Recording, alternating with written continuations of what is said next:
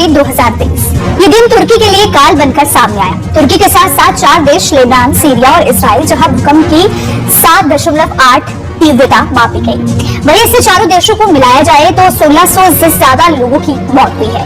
इन चारों में से सबसे ज्यादा नुकसान तुर्की में हुआ। हालांकि भूकंप एक नेचुरल डिजास्टर है, यानी कि एक प्राकृतिक संकट है, लेकिन क्या आप जानते हैं कि इस भूकंप की भविष्यवाणी 3 दिन पहले की जा चुकी थी? जी हाँ, नीदरलैंड के रहने वाले फ्रैंक हुगरबिट्स ने इसकी भविष्यवाणी की थी। फ्रैंक हुगरबिट्स सोलर सिस्टम ज्योमेट्री सर्वे यानी कि SSGEOS नाम के एक जियोलॉजिकल इंस्टीट्यूट में सीनियर रिसर्चर है। SSGEOS जमीन के अंदर होने वाली हलचल पर खास तौर से रिसर्च करता है। इसके चलते भूकंप और सुनामी जैसे नेचुरल डिजास्टर यानी प्राकृतिक आपदाएं आती है।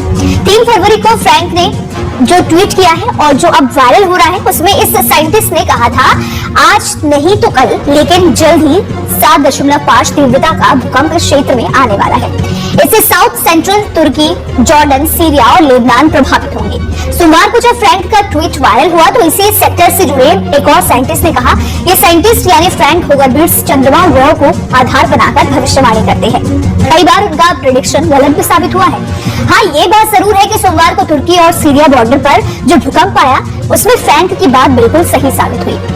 खास बात यह भी है कि फ्रैंक ने सोमवार को फिर कहा कि इतने बड़े भूकंप के बाद जो आफ्टर शॉक्स यानी कि बड़े भूकंप के बाद आने वाले कम तीव्रता के झटके वो भी आएंगे, वो 4 से 5 तीव्रता के होंगे। उनकी ये बात भी सटीक साबित हुई। खुद तुर्की सरकार ने माना है कि इसी तीव्रता के 6 आफ्टर शॉक्स भी आ चुके हैं। वहीं तुर्की के कई इलाकों में पारा शून्य से नीचे चला गया है और यहाँ कड़ाके की सर्दी पड़ रही है। एयरपोर्ट के रनवे डैमेज हो चुके हैं, लिहाजा तुर्की सरकार और दुनिया के कई देशों के लिए यहाँ राहत सामग्री भेजना भी मुश्किल हो रहा है। जब भूकंप आया तो उस वक्त भी तुर्की के कई हिस्सों में जबरदस्त बर्फबारी हो रही थी। इसके बाद फौरन बारिश भी शुरू हो गई।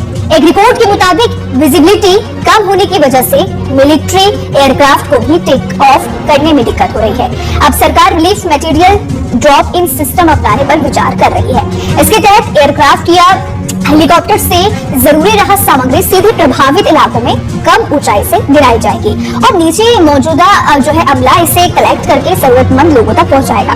तुर्की में 30 मिनट के अंदर भूकंप के 3 बड़े झटके महसूस किए गए। पहला भूकंप का जो केंद्र है तुर्की के कैरामन मारस प्रांत के गाजियान्टेप शहर से 30 किलोमीटर दूर और जमीन से करीब 24 किलोमीटर नीचे था। हालांकि इस भूकंप में काफी हद तक इस भूकंप ने तबाही मचाई।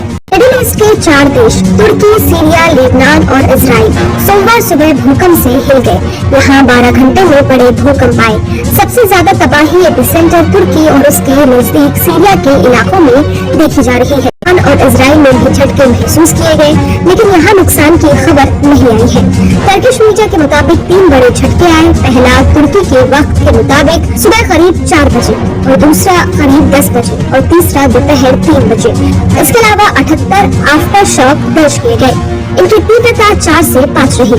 भूकंप का एपिसेंटर तुर्की का गाजियान्टेप शहर था। ये सीरिया बॉर्डर से 90 किलोमीटर दूर है, इसलिए इसके आसपास के इलाके में ज्यादा तबाही हुई। इसका असर भी दिख रहा है। दमिश्क, अलेप्पो, हमा, लात्किया समेत कई शहरों में इमारतें गिरने की खबर है। आपको बता दें कि इस भूकंप ने तुर्की के 10 शहरों में भारी तबाही मचाई। यहाँ 1710 से ज्यादा बिल्डिंग गिरने की खबर है।